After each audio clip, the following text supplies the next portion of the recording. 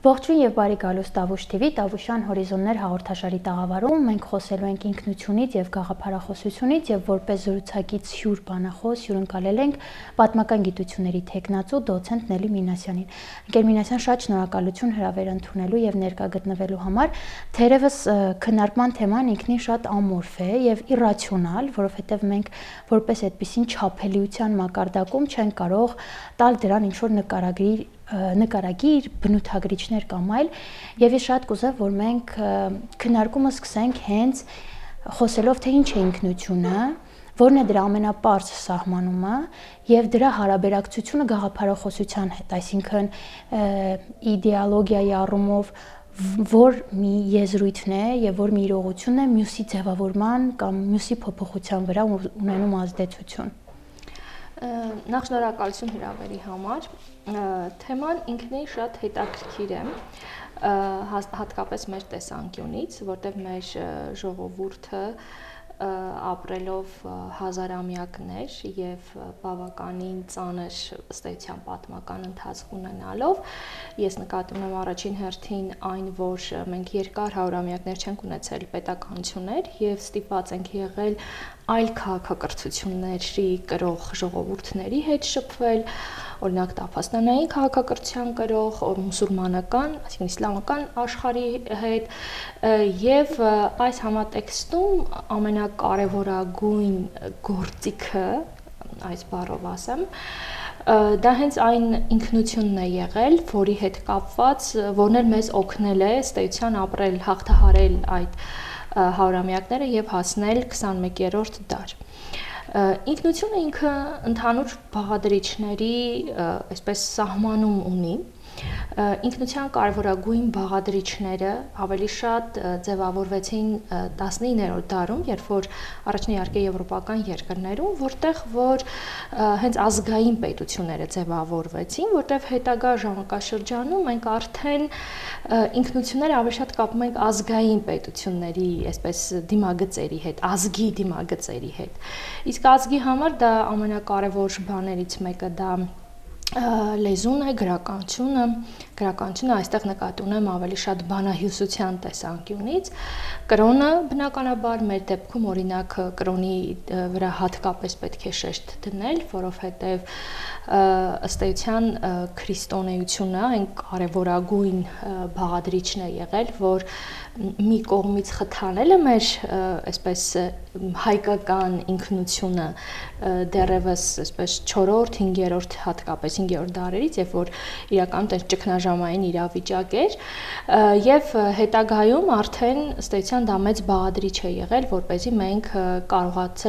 կարողանանք պահպանել մեր դիմագիծը այս անընդհատ այսպես խառը տարածաշրջանում Եվ այս առումով կրոնը շատ կարևոր դեր է խաղացել, այսինքն մեր դեպքում։ Եվ նաև ես կառանձնացնեի մշակույթը իր կարևոր այսպես բոլոր կոմպոնենտներով,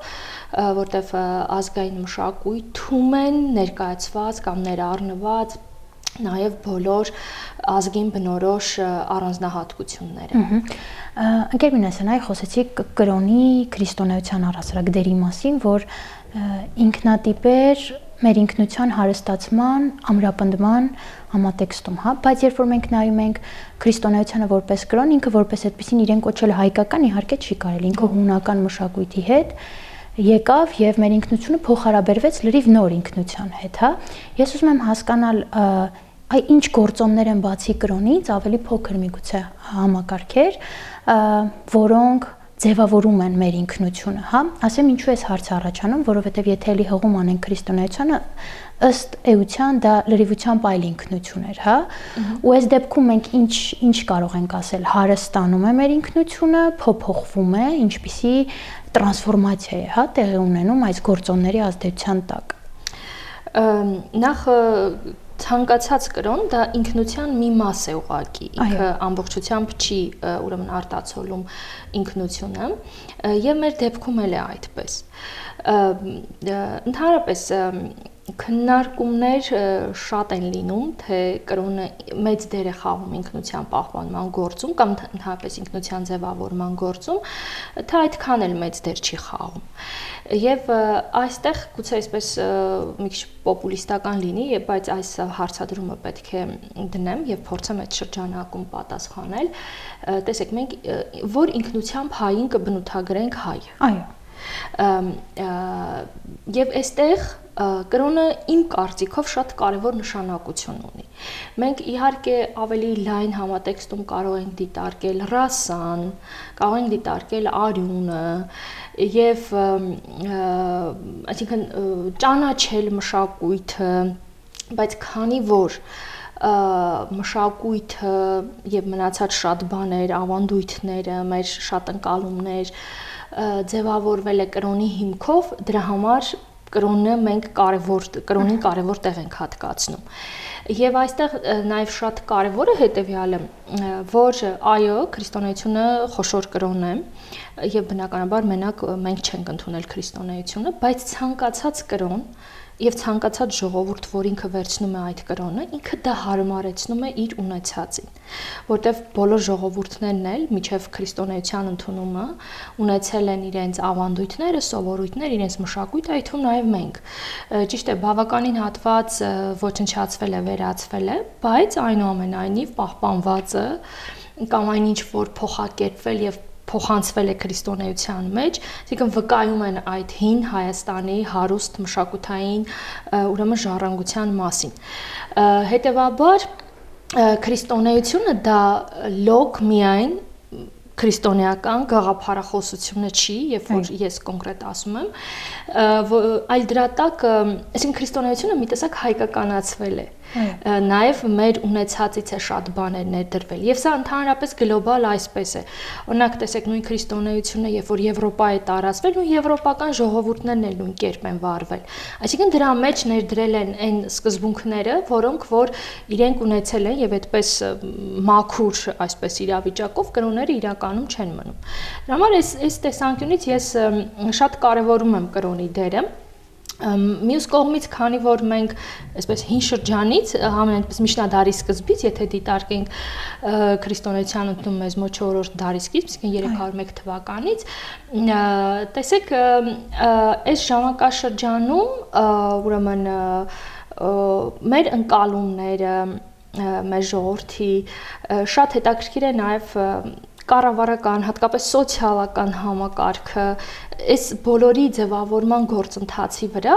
կրոնը շատ մեծ ազդեցություն է ունեցել։ Դրա համար այս տեսանկյունից կրոնին ես ինքս հատուկ այսպես դեր կհատկացնեմ։ Եվ ընդհանրապես գիտեք, երբ որ մենք որոշ անգամ քաղաքակրթական տեսանկյունից ենք ուսումնասիրում որևէ ժողովրդի կամ ընդհանրապես որևէ քաղաքակրթական հանրույթ, կրոնին շատ մեծ տեղ է հատկացվում։ Օրինակ քաղաքակրթությունների այսպես ամենախոշոր հիմնադիրներից մեկը Արնոլդ Ջոզեֆ Թոյնբին հենց իր այս քաղաքակրթական մոտեցումների ուսումնասիրությունների հիմքում հենց առաջին հերթին կարևորում է կրոնը։ Իսկ ինքնության հարցին, եթե ես էլի վերադառնամ ու կրոնը թողնեմ մի կողմ, այսինքն կամ կրոնը դիտարկեմ որպես բաղադրիչներից մեկը, ուրեմն մյուս ամենակարևոր հարցը կայանում է հետևյալում, թե մարդը անհատը իրեն որ ինքնության կրող է համարում։ Տեսեք, ես պատահական չասեցի, որ կրոնի տեսանկյունից ինչու ենք մենք հենց քրիստոնեությունը դիտում էր մի տեսակ հայկական ինքնության մաս, որովհետև օրինակ կարող է լինել մուսուլման հայ։ Այո։ Եվ կան այդպիսիները։ Հիմա իհարկե այստեղ կրոնով արդեն շատ տարբերակումներ կան, բայց եթե մարդը ինքը իրեն համարում է եւ զգում է օրինակ հայ, ուրեմն իր ինքնությունը հայկական է։ Իրական շատ հետաքրքիր դիտարկում եք անում, բայց ես ուզում եմ մենք հին ժամանակահատվածից գանք մեր օրեր, երբ որ օրինակ պետության պահպանումը ոչ թե եղել է խնդիր, այլ արդեն կառուցվածք է, որտեղ մենք ունենք եկեղեցուն զուգահեռ ունենք արդեն նշեցիք, հա, ազգային պետության գաղափար, երբ որ ըստ էության կար այն կազմակերպակառուցվածքային ձևը, որ կարող էր հասարակական հարաբերությունները, այսպես ասած, կառավարել։ ինչ է տեղի ունենում ինքնության հետ, որ գործոններն են առաջ մղվում, երբ տվյալ ազգը արդեն ունի պետություն, հստակ կազմակերպական կառուցվածք, որն էլ կարգավորում է հասարակական հարաբերությունները։ Ինչպիսի փոփոխություններ են այս համատեքստում ինքնության հետ կապված տեղի ունենում։ Ուրեմն ինքնության հետ կապված փոխակերպումները ըստ էության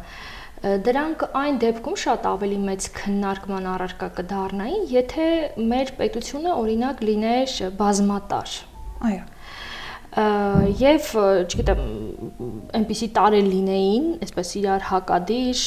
իրար երբեմն իշխանության համար այսպես պայքար մղելու համատեքստում,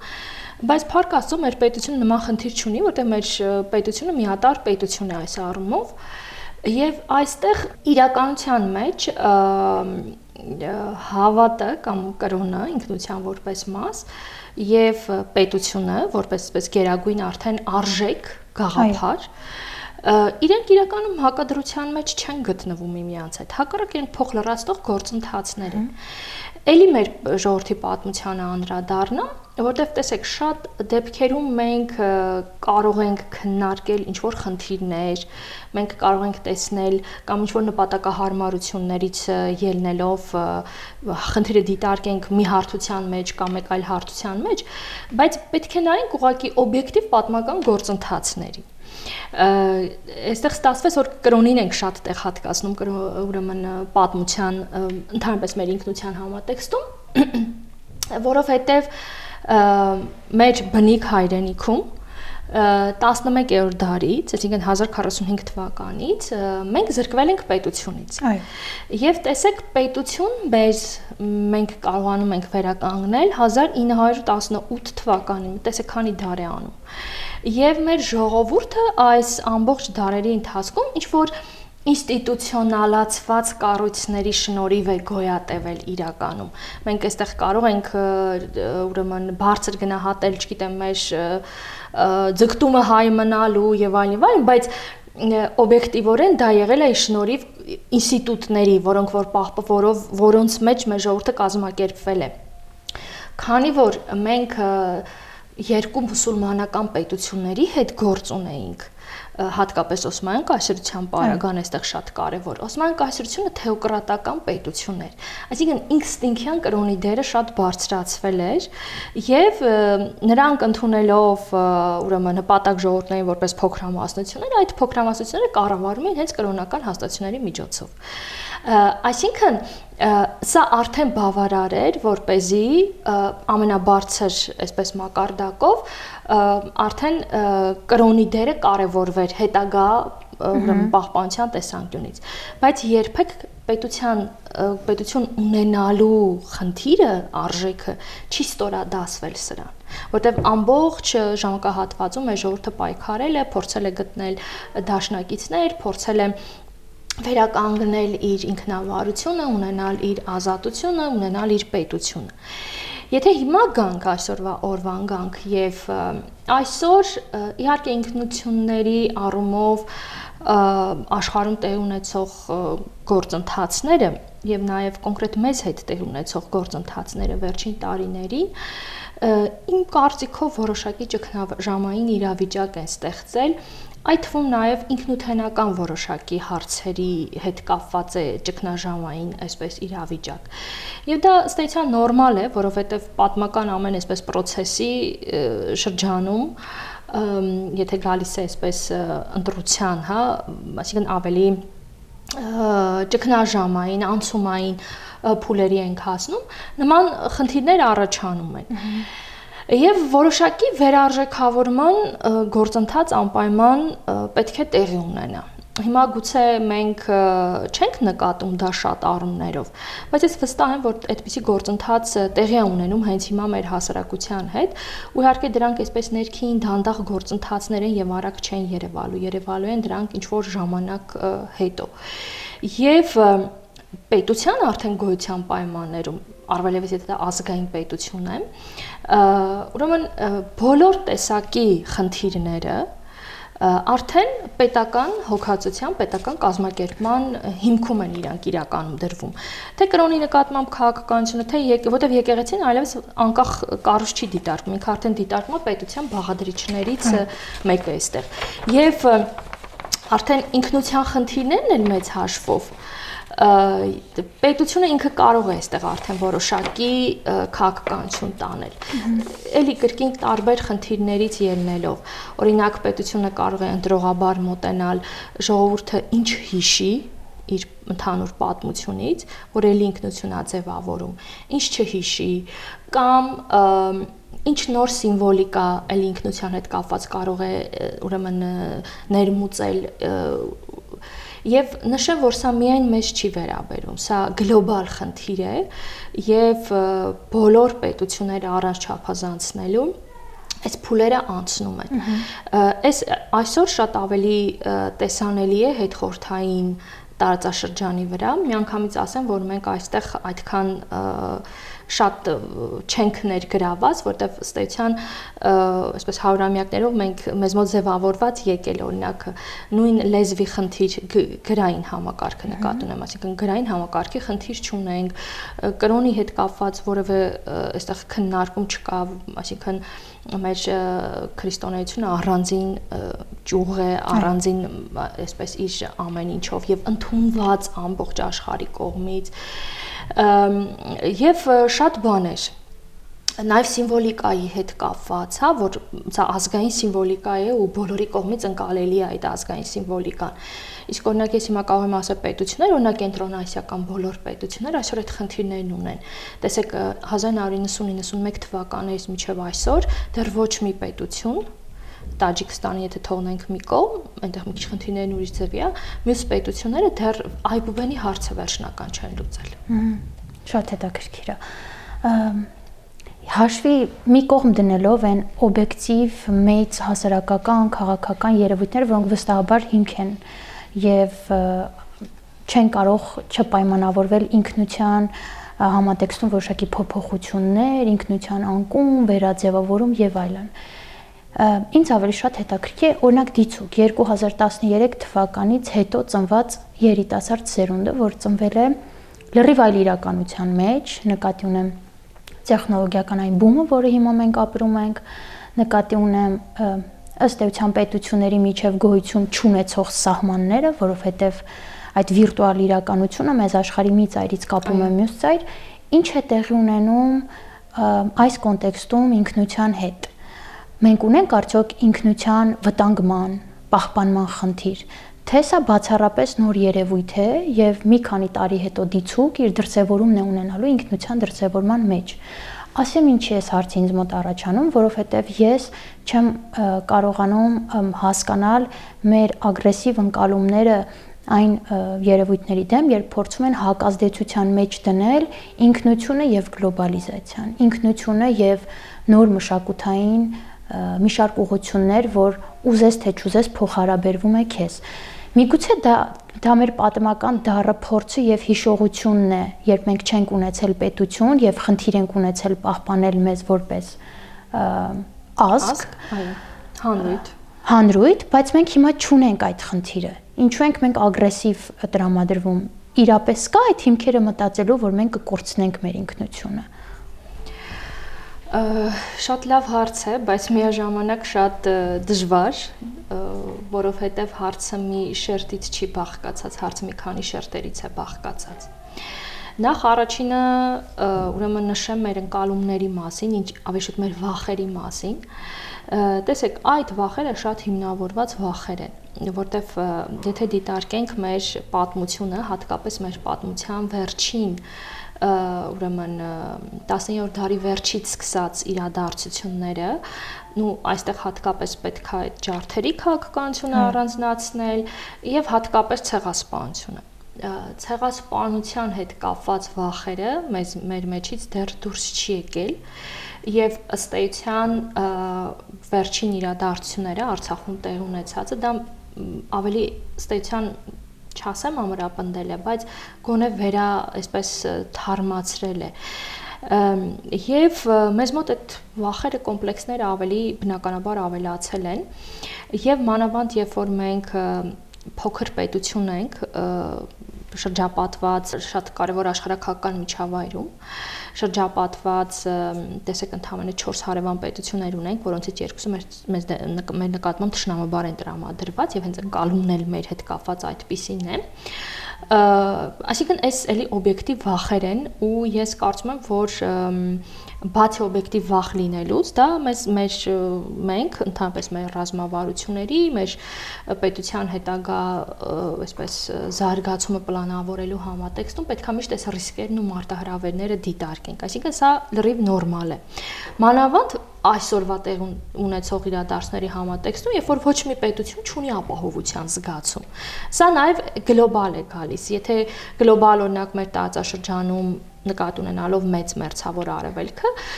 բացի հարավային Կովկասից, նաև հաստատվի հարաբերական խաղաղ իրավիճակ, բնականաբար այս ընկալումները մի փոքր ավելի փոխվելու են։ Բայց շատ կարևոր հարցադրում է ժամանակակից տեխնոլոգիաների ազդեցությամբ ինքնության այսպես փոփոխման խնդիրները։ Նախ նշեմ, որ ինքնության վրա բնականաբար մեծ ազդեցություն են թողնում տեղի ունեցող գլոբալ բոլոր տեսակի ուրեմն երևույթները։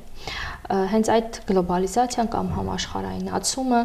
որը բերում է իր խնդիրները, բերում է իր պայմանները, դա գլոբալ է, այստեղ կա իրական վտանգ, որովհետև երբ որ մենք ասում ենք գլոբալ, մեծ հաշվով դա արևմտյան է։ Այսինքն ինքնըստինքյան ամբողջ աշխարհը արևմտյան քաղաքակրթական ազդեցության ներքո է գտնվում այսօր։ Մենք ինչքան էլ ուզում ենք ասել, որ տեխնոլոգիաները կամ այդ թվային աշխարհի մաս ենք ձգտում լինել, սոցցանցերը եւ այլն, բայց արևմտյան քաղաքակրթական ազդեցությունը շատ մեծ է այս ամբողջ գործընթացների վրա։ Եվ այո, ենթարկում արևմտյան քաղաքակրթության է, թու նայ մենք։ Ուղղակի մեզ համար մի քիչ ընկալելի է, որտեղ արևմուտքը քրիստոնյա աշխարհ է։ Դրա համար մենք այդ վախերը, այդ ամեն ինչը, այդ ուրեմն խնդիրները տեսնում ենք, բայց ինչ որտեղ մի փոքր ավելի այլ ձև ենք վերաբերում։ Օրինակ իսլամական աշխարհը ավելի ագրեսիվ է վերաբերվում, որտեղ տեսնում է այնտեղ նաև քրիստոնեական որոշ արժեքների արտահանում։ Իրավամբ, ուրեմն տեխնոլոգիաները, հատկապես ես կասեի համացանցը, իսկ հիմա նաև դրան ավելանում է արհեստական բանականությունը, իսկապես փոխել է աշխարհը։ Մենք, այսպես մի փոքր ավելի, չասեմ հին, բայց ըստ էության կամ միջին լավ սերնդի ներկայացուցիչ ենք համարվում, հին ասում եմ այն տեսանկյունից նկատի ունելով խորհրդային միությունը դեռևս, ուրեմն մենք դեռ այդ ամեն ինչը այդպես լավ չենք ընկալում, մենք փորձում ենք երիտասարդ սերնդին այսպես դնել մեր այսպես ձևավորած սկզբունքների մեջ, որտեղ որ այնուամենայնիվ մեզ արժեքային շատ մեծ բազա են սովորացրել թե մեր ծնողները, թե դպրոցը, թե ընդհանուր կրթական համակարգը, բայց այսօր այդ դրա շատ մասը չկա։ Եվ այսօր պատկերացումները լրիվ այլ դաշտից են գալիս։ Եվ սա կարող է ազդել ինքնության վրա, ես կարծում եմ իհարկե կարող է ազդել,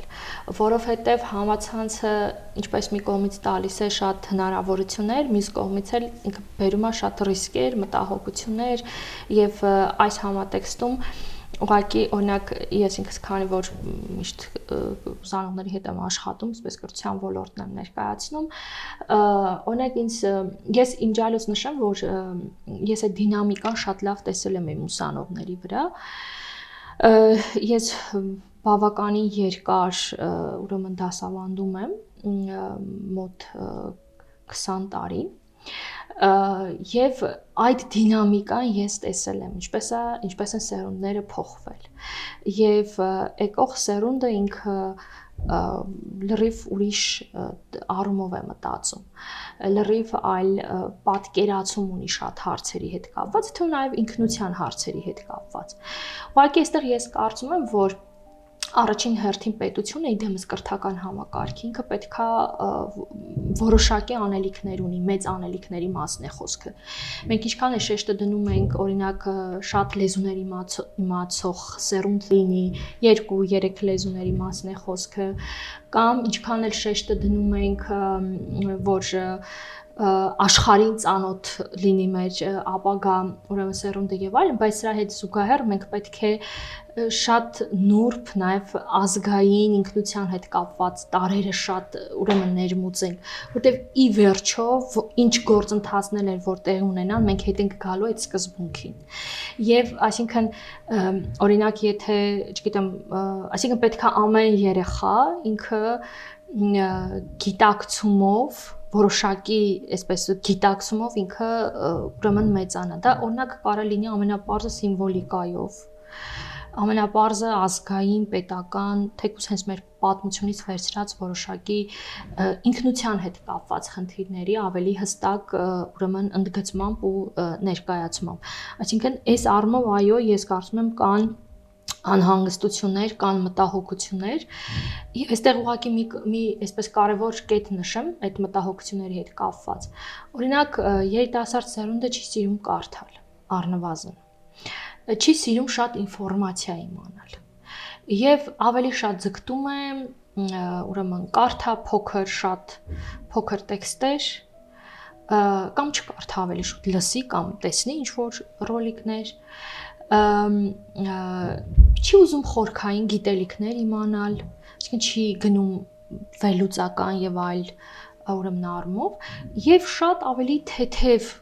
բաների է գնում։ Եվ այս համատեքստում բնականաբար ինչ որ մենք քննարկում ենք, արդեն խնդիր կառաջացնի։ Խոսելով ինքնության եւ գաղափարախոսության մասին, ինչպես եւ որքանով են գաղափարախոսությունները ազդում ինքնության վրա կամ հակառակը, որքանով է ինքնությունը, այսպես ասած, բխեցնում գաղափարախոսություն, որտեղ մենք գիտենք, որ աշխարհում կան գաղափարախոսություններ, որոնք հիմք են հանդիսացել համաշխարհային պատերազմների համար եւ կան գաղափարախոսություններ, որոնք շատ երկրների պարզապես բերել են համերաշխության, հանրային խաղաղության եւ պատերազմների բացառման։ Եթե խոսենք ավելի ներազգային, ավելի նեղ մեր ազգի, մեր պետության համատեքստում, որքանով է մեկը մյուսի հետ փոխկապակցված։ Մեր տեսանկյունից ես կարծում եմ դա այդքան փոխկապակցված չէ, կամ ավելի շուտ մենք չենք առանձնացրել այդպես գաղափարախոսություններ։ Այսինքն եթե մենք գաղափարախոսությունների անվան տակ դնում ենք, չգիտեմ, խոշոր բաներ, այստեղ մի փոքր իրականում դժվար է, օրինակ որ խոշոր գաղափարախոսությունն ենք դնում, չգիտեմ, պահպանողականություն ենք դնում, լիբերալիզմ, ժողովրդավարություն ենք դնում եւ այլն, ամենատարածվածը այո, ժողովրդավարությունը թերևս այս պահին։ Տեսեք, դա, նու այսպես ասեմ, ինքնությունն ու գաղափարախոսությունը, այս դեպքում օրինակ ժողովրդավարությունը, դրանք իրար հետ կողք գնացող գործընթացներ են։ Եվ ժողովրդի ուրեմն ինքնության որոշ հարցեր կարող է արտացոլվել գաղափարախոսության մեջ ու հակառակը։ Ու դա տանի ավելի, օրինակ ժողովրդավարության պարագայում ավելի լավ ժողովրդավարական մոդելի կառուցման։ Որտեղ օրինակ մեզ մոտ, չգիտեմ, օրինակ վերցնենք, եթե ազատ խոսքի իրավունքը վերցնենք, ժողովրդավարության ամենակարևոր ուրեմն սկզբունքներից։ Քանի որ մեր ժողովուրդը ունի այդպես հակումներ ամեն ինչ ասելու եւ ուրեմն ամեն ինչի մասին խոսելու, իհարկե կարող է այսպես պրոյեկտվեն իրար վրա եւ օգտագործվեն։ Այստեղ շատ կարեւոր դեր ունի պետությունը։ Թե պետությունը ինքը ինչ գաղափարախոսություններ է որդեգրում եւ ինչպիսին է տեսնում իրան։ Այսինքն նախ պետությունը ինքը պետք է ընտրի իր իդեալները, իր գաղափարախոսությունները, իր տեսլականը, թե ինչ է ուզում ունենալ 50 տարի հետո, ինչպիսի պետություն է ուզում ունենալ, ինչպիսի արժեքներ կրող քաղաքացի է ուզում ունենալ։ Եվ սրա համապատասխան նոր գաղափարախոսությունների կիրառումը կարող է նպաստել նաև ինքնության հարցերի հետ կապված արդեն կրթական համակարգի միջոցով։ Եթե օրինակ երկու մարդ դիցուկ նույն սոցիալական խնդրի մասին են խոսում, բայց ունեն տարբեր կարծիք, որովհետև դիցուկ օրինակ մեկը ազատական հավատալիքների, այսպես ասած, հետևորդ է, մյուսը պահպանողական, այնց հետաքրքիր է,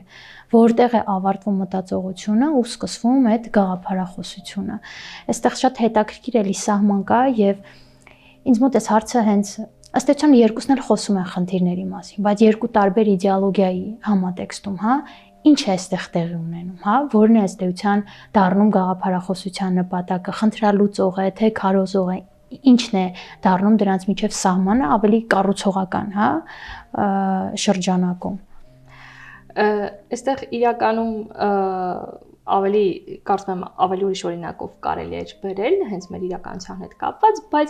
պահպանողական եւ լիբերալ կամ ազատական։ Այո։ Ուրեմն տեսեք, նախ այս երկու գաղափարախոսությունները իրանք բավականին տարբերություններ ունեն, հենց գաղափարական տարբերություններ ունեն, որովհետեւ պահպանողականները ընդհանրապես կարծում են, որ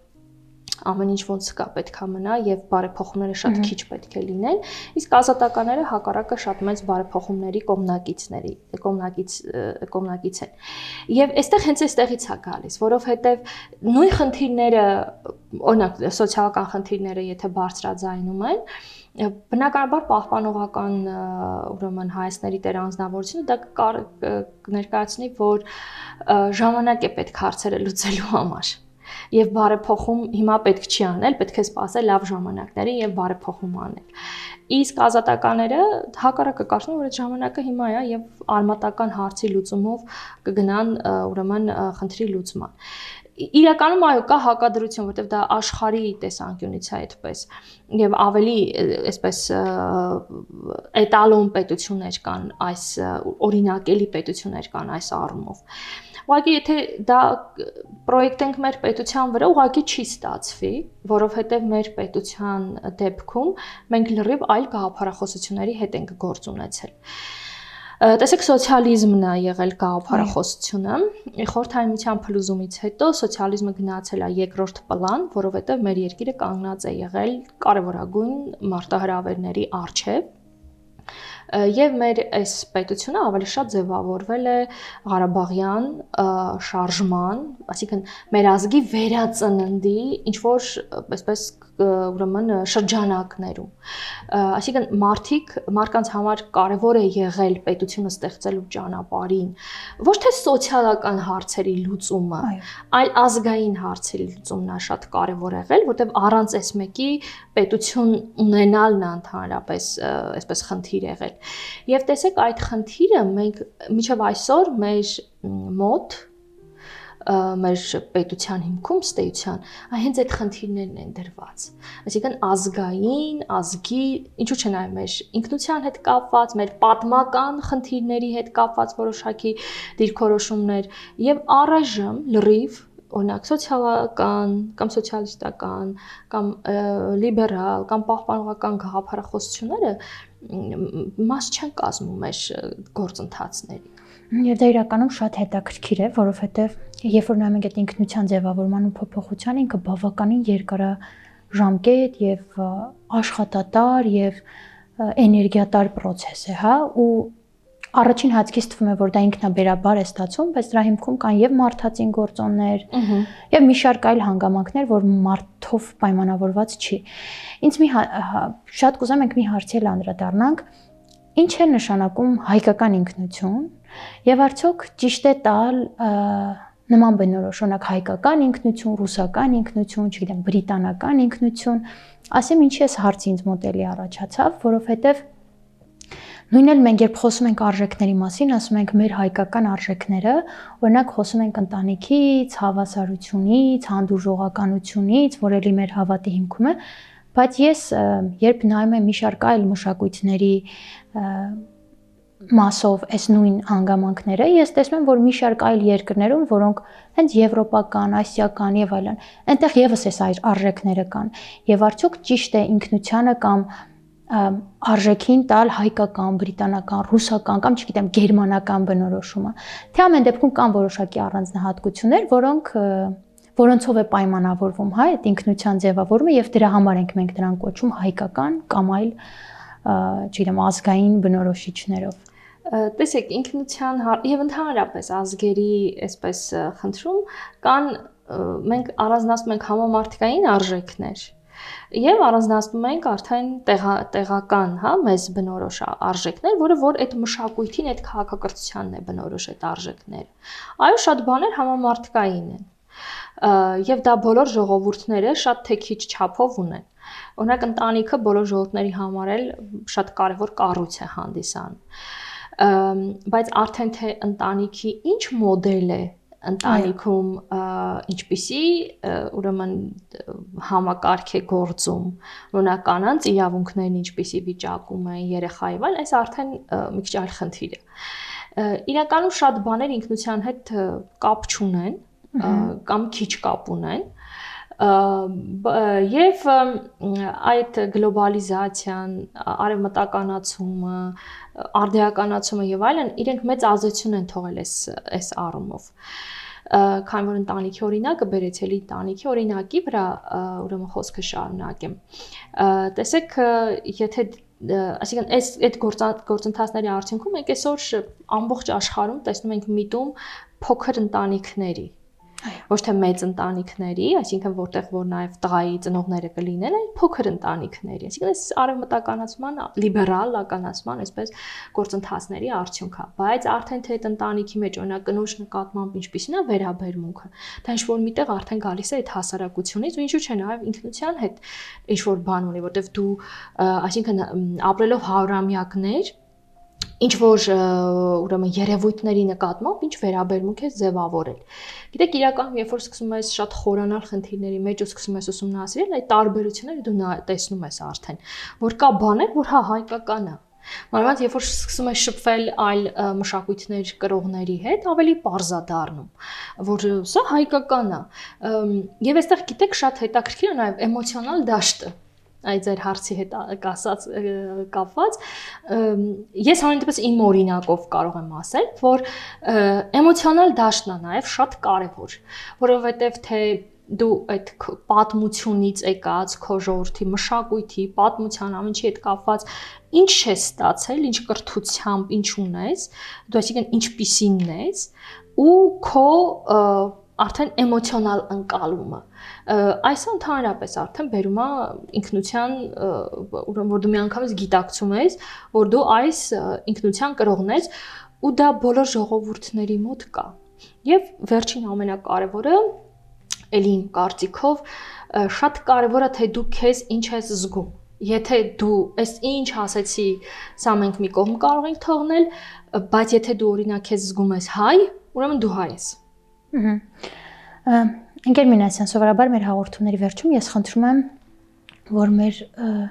շուր բանախոսը որոշակի ուղերձով դիմի մեզ հետևողներին, որոնք կարող են միգուցե հարցեր առաջացնել իրենց մոտ կամ կարդալու ցանկություն կամ ուսումնասիրելու թեման, կարող է դա լինել ձեր ոլորտից, ձեր մասնագիտական դիտանկյունից, ուղերձով դիմեք մեզ հետևողներին։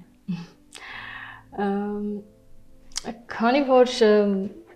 կրթության ոլորտը կրկին պետք է բերեմ, այստեղ ավելի շատ երևի թե երիտասարդներին զենայի ասել խոսքս, ուրեմն երկու բան կուզենամ իրականում, որ շատ կարդան, անկախ այն հանգամանքից կգան համալսարան, կավարտեն համալսարանը, չգիտեմ,